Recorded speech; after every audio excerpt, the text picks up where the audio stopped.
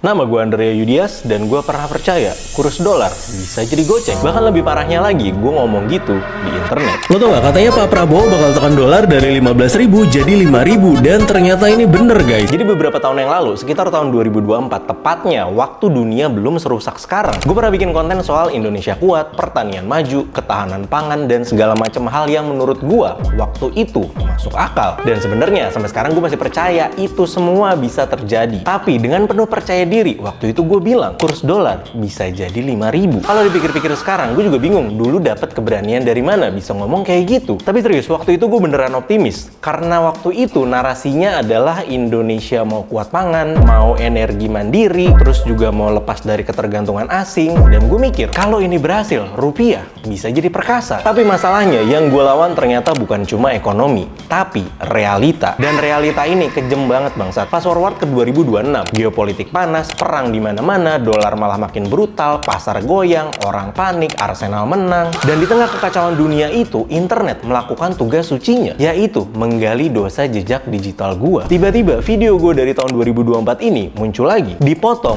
disebar, dijadiin meme. Dan sejak saat itu, gua resmi berevolusi dari konten kreator berubah menjadi kurs mata uang Andre Goceng. Sekarang udah bukan manusia lagi, gua adalah jantung Bank Indonesia. Orang buka TikTok, berapa dolar hari ini? Coba cek Andre aja dulu. Awalnya jujur aja ya, gue lumayan kena mental. Karena yang ngepost bukan cuma akun kecil, akun gede ikut, terutama voice overnya Isai Nugroho. Meme di mana-mana, editan absurd muncul tiap hari. Ada yang edit muka gue di depan money changer, ada yang bikin breaking news, Andrea Yudias masih percaya kurs dolar 5.000. Ada yang bikin foto gue jadi gambar pahlawan nasional ekonomi kreatif. Bahkan ada yang nulis, satu Andre sama dengan 5.000 rupiah, goblok. Tapi lucunya, semakin gue lihat, gue semakin sadar. Ini emang lucu banget sebenarnya. Dan mungkin gue emang layak buat diketawain. Goblok. Ya soalnya jujur aja, siapa lagi coba yang berani ngomong dolar goceng di internet dengan muka sepede itu? Goblok. Gue kalau jadi netizen juga bakal ngebully itu orang. Nah dari situ gue sadar sesuatu. Internet sosial media di Indonesia itu nggak jelas. Yang bikin lo viral itu bukan pencapaian lo, tapi omongan lo yang paling goblok. Makanya sekarang gue ngerti kenapa banyak public figure ngomongnya aman terus. Karena sekali aja lo sotoy, internet atau jejak digital bakal simpen itu selamanya. Internet itu kayak suatu tempat, tapi jadi tempat museum kesalahan manusia. Dan gue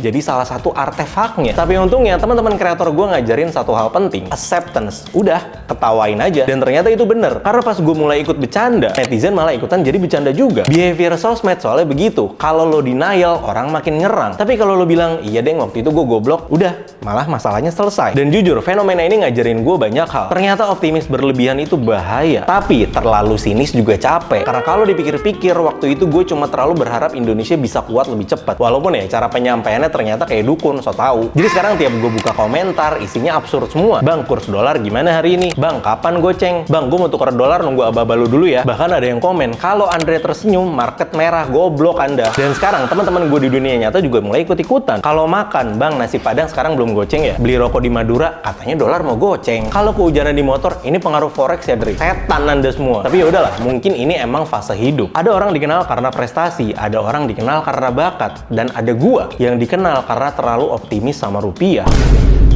Tapi jujur, gue lebih milih jadi orang optimis daripada hidup yang kerjaannya cuma ngetawain negara sendiri tiap hari. Walaupun ya optimis gue kemarin emang agak overdosis aja sebenarnya. Dan makin kesini gue sadar, sebenarnya semua orang pernah punya omongan yang kalau diputar ulang sekarang bakal bikin malu sendiri. Jadi sekarang ya udah, gue pasrah aja. Kalau suatu hari kurs dolar beneran turun, orang bakal bilang, wah Andre dukun. Kalau dolar naik, orang bakal bilang, ah dasar Andre goceng, jadi sama aja, semuanya bakal salah. Mungkin kalau gue tua, anak cucu gue bakal nanya, ayah dulu kerja apa? Terus gue jawab, ayah dulu pernah ngelawan dolar dan ayah kalah. Tapi nggak apa-apa, karena seenggaknya gue pernah percaya sama sesuatu. Walaupun ternyata pasarnya nggak setuju. Dan buat kalian yang masih ngememein gue, nggak apa-apa, lanjutin aja. Serius, siapa tahu itu beneran bisa menghibur orang kan. Ada orang yang lagi stres sama kerjaan, stres sama tugas kuliah, lihat meme terus ketawa, kan jadi bawa dampak bagus buat mental seseorang siapapun itu. Jadi ya, gue Andrea Yudias, seorang pria yang pernah percaya pertanian bisa ngelawan forex global. Dan ini adalah kisah gue.